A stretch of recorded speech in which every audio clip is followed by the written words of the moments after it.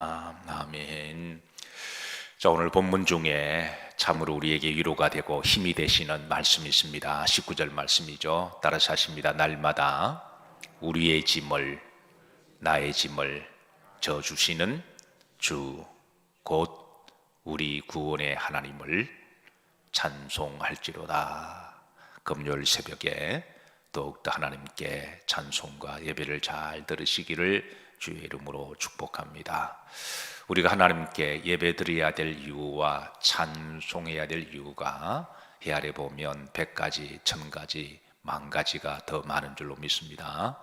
그 중에 하나가 오늘 19절의 말씀처럼 나의 모든 무거운 짐을 다 져주시는 하나님이시기 때문에, 그리고 나를 구원해 주시는 하나님이시기 때문에 우리가 이 두 가지만 깊이 묵상해도 우리는 하나님께 무릎을 꿇고 찬송과 예배드림이 합당한 줄로 믿으시기를 주의 이름으로 축복합니다. 자, 오늘 본문 말씀에도 하나님이 어떤 분이신가, 하나님의 속성을 우리들에게 알려주고 있는데요.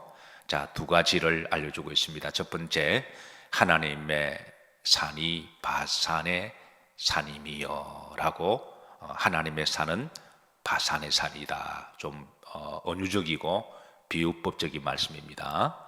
그래서 그러려면 하나님의 산은 바산의 산이다 그러면 이 바산의 산이 어떤 산인지를 우리가 좀 알아야 될 것입니다. 우선 이제 15절 보십시다. 합독합니다. 바산의 산은 하나님의 산임이요 바산의 산은 높은 산이로다. 대체 바산의 산이 어떤 산이길래 하나님이 이 바산의 산은 하나님의 산이다.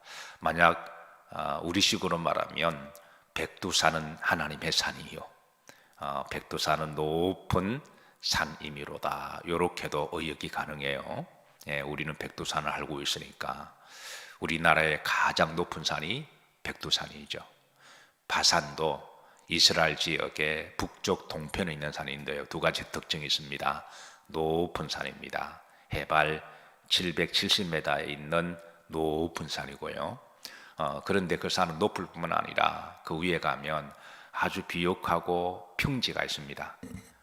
우리나라 백두산은 우리나라의 제일 높은 산이기는 하지만 이제 그 꼭대기에 가면 이렇게 뭐 농사나 또 가축들이 또 이렇게 양이나 소들이, 이렇게 바산의 소가 또 유명한 소거든요.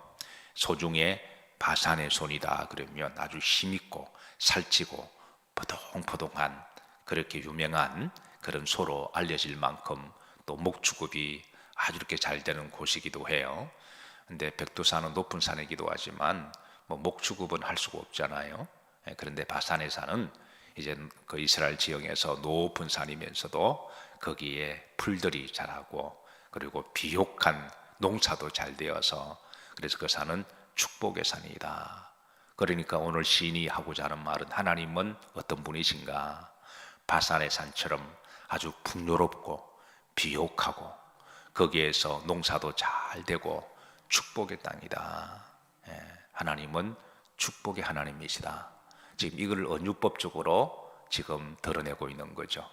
그리고 바산의 산은 높은 산이로다. 주변에 많은 산들이 있지만 백두산 주변에 많은 산들이 있잖아요. 그러나 백두산이 가장 높은 산으로서 마치 이렇게 이제 군계 일학처럼 정말 이렇게 뛰어나고 드러나는 산.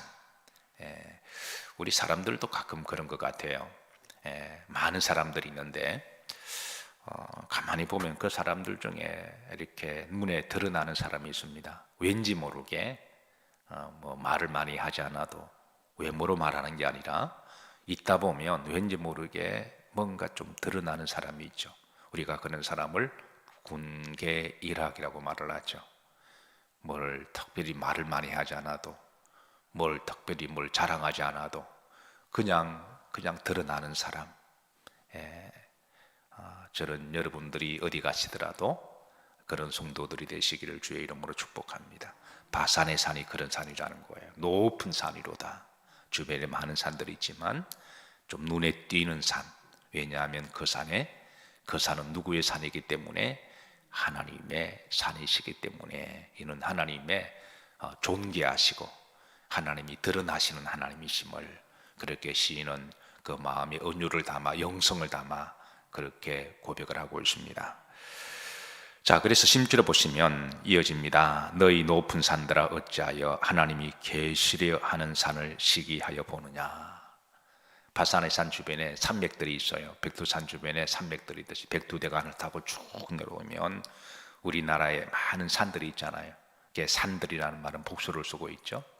근데 산들도 이렇게 여러 산들이 있지만 그 중에 특별히 도드라지는 산, 다른 산들이 은유법적으로 시기하는 산, 그 산이 바로 어떤 산이다?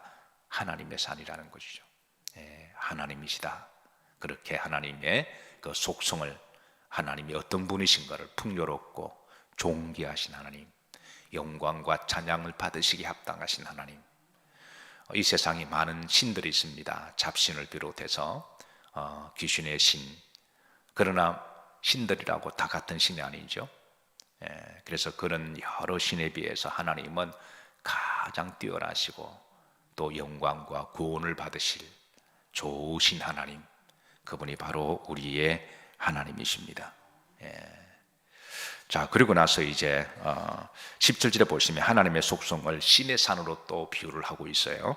자, 합독합니다. 하나님의 병거는 천천히요 만만이라 주께서 그 중에 계심이 신의 산 성소에 계심 같도다. 어느 분이 성지순례를 갔다 오시고 신의 산을 올라갔다 오시고 너무 감동이 되어서 저를 보실 때마다 말씀하는 분이 계십니다.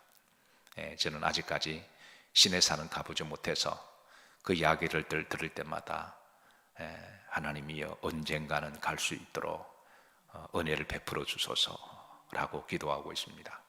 여러분도 언젠가는 기회가 되시면 꼭 다녀오시길 바라요. 지금 이집트가 지금 여러 가지로 치안 문제가 지금 불안하고 위태위태해서 아직 다다둥글하고 있는데 속히 열리기를 기도하고 있습니다. 살아생전에 모세가 올라가서 말씀을 받았던 산, 하나님 임재하셨던 산, 거룩한 산 올라가서 특별히 시내산 꼭대기에 가면 하늘의 별들이 마치 쏟아지는 것처럼 같다고 그래요. 저는 보지 못했으니까 표현의 한계가 있는데 갔다 온 분의 말에 의하면 그렇습니다.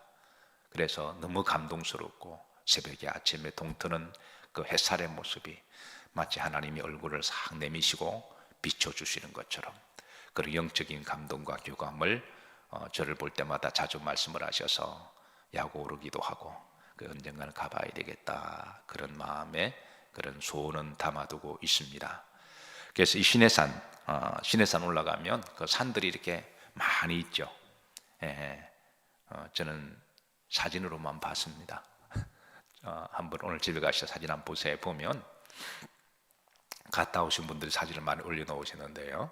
그 주변에 산들이 많이 있습니다. 산들이 빽빽하고 그 중에 군계일학과 같이 바산의 산처럼 이렇게 탁 쏟아있는 그런 산. 그래서 이게 재미있는 은유적 표현이 이렇습니다. 17절에 하나님의 병거는 천천히요 만만이라. 이거는 신의 산이 군계일학처럼 탁 쏟아져 있고 그 주변에 산맥들이 마치 하나님을 보자 하는 군사처럼 천천 군사처럼 만만 군사처럼 그 산맥들을 어떻게 시인은 이렇게 비유할까? 그래서 우리가 시인이라고 이야기하죠.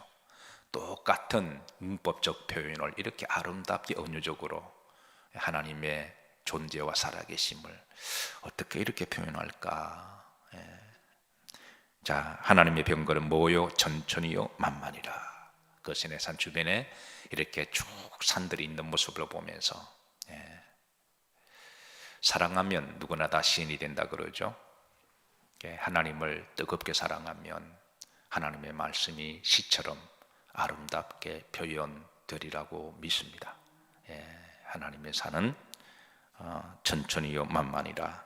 주께서 그 중에 계심이, 신의 산이 위대한 것은 바로 그곳에 하나님 임재하셨기 때문에 그렇습니다. 바산의 산 자체를 우상 숭배하려고 한 거 아닙니다. 바산의 산이 이렇게 풍요롭고 축복적인 것은 하나님이 그곳에 임재하시기 때문에 그렇다라는 거예요. 우리나라의 축복받은 산은 백두산이죠.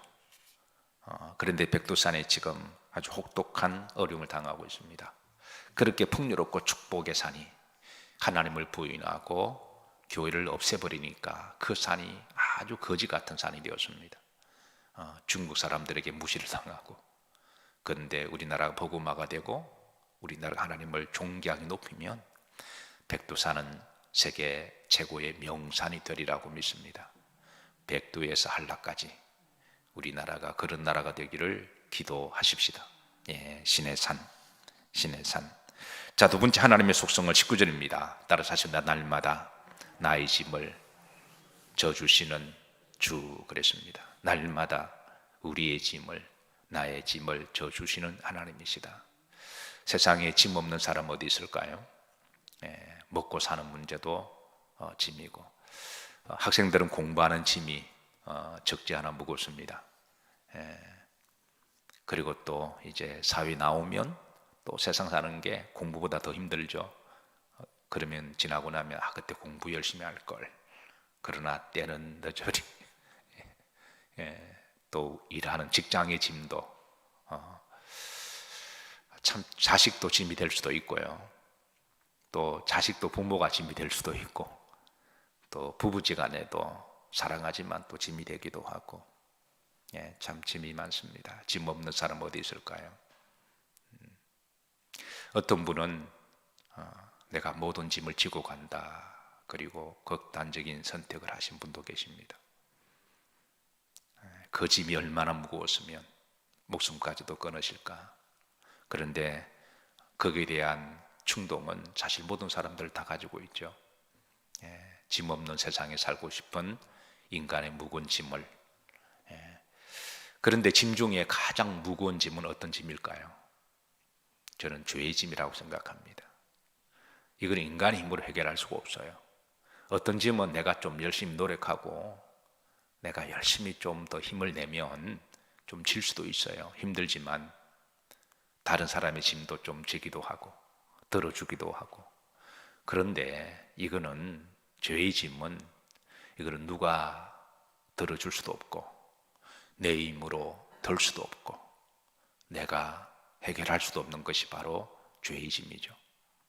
그런데 이 죄의 짐을 유일하게 이거를 들어주시고 져주시는 분이 계십니다. 바로 하나님이시죠.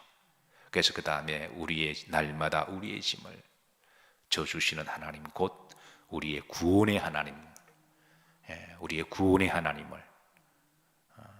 하나님을 찬송할지로다. 우리가 하나님을 찬송해야 될 이유가 참 많이 있지만 우리의 모든 짐을, 죄의 짐을, 우리의 허물을 져주시고, 그래서 그 져주신 분이 바로 예수 그리스도시잖아요. 수고하고 무거운 짐진 자들아 다 내게로 오라. 내가 너희를 편히 쉬게 하리라. 죄가 주는 특징이 있습니다. 불안입니다. 두려움이죠. 그래서 이 죄의 짐에서 벗어나면 주님 우리에게 안식을 주십니다. 죄가 주는 특징이 아무리 돈을 많이 벌고 권력을 쥐어도 그 죄로 번 물질과 죄로 번 권력은요, 그 사람을 불안하게 만들어요. 어떤 분은 대통령이 되고 하루에 8번씩 잠자리를 옮겼다 그러죠. 자기와 똑같은 사람이 또 정권을 또 뒤엎어서 군사 독재로 나라를 뒤집을 것 같으니까, 지가 생각해도 지와 똑같은 사람들이 많이 있을 것 같으니까 불안하니까 자다가 여기에 자다가 저기 자다가, 이게 얼마나 불안할까요? 그러니까 인간은 이 죄의 문제를 해결하지 않으면 결코 평안을 얻을 수가 없습니다. 그래서 주님께서는 수고하고 무거운 짐진 자들아 다, 모든 사람은 다 죄의 짐을 가지고 있으니까 다 내게로 오라. 내가 너희를 편히 마게 하리라, 쉬게 하리라. 우리 그리스도인들의 축복은 바로 여기에 있습니다. 우리 그리스도인들의 세상 사람들이 알지 못하는 축복은 바로 여기에 있습니다. 우리도 허물도 많고 죄도 많지만 그럴 때마다 우리는 이 짐을 우리가 해결할 수 있는 축복이 있습니다. 그래서 시편 55편 22절에 보면 너희 짐을 여호와께 맡기라 그랬습니다. 너희 짐을 여호와께. 그래서 우리가 짐을 맡기는 법을 알아야 돼요. 짐을 가지고 내려놓지 못하고 그러면 한평생 세상 사람들은 그 죄의 짐을 내려놓는 법을 모르니까 그 짐을 안고 살다가 죄송하지만 그 지옥 가는 거예요. 그래서 주님께서는 너희 짐을 여호와께 뭐해라? 맡기라. 주께서 의인을 붙드시고 너를 붙드시고 의인의 요동함을 영영이 허락지 아니하시리로다. 우리가 짐을 내려놓지 못한 막 갈짓자고 힘들잖아요. 또 마음이 불안하고. 근데 하나님은 그걸 원치 아니하신다. 수고하고 무거운 짐진 자들아 다 내게로 오라. 내가 너를 편히 쉬게 하리라. 그리고 우리를 자유하게 하시고 우리에게 평안을 주시는 하나님, 우리 날마다 우리의 짐을 져주시는 주, 곧 우리 구원의 하나님을 말이로다 충분히 찬송해야 됩니다. 우리 그리스도인들은 짐을 내려놓는 법을 알아야 되죠. 한날 괴로우면 그날에 족하다. 마음에 근심하지 말고 두려워하지 마라. 그래서 우리가 하루 동안 열심히 성실하게 정직하게 땀을 흘리고 최선을 다해서 살아가지만, 그러나 그렇게 산다고 할지라도 우리 속에 여전히 짐들이 남아 있어요.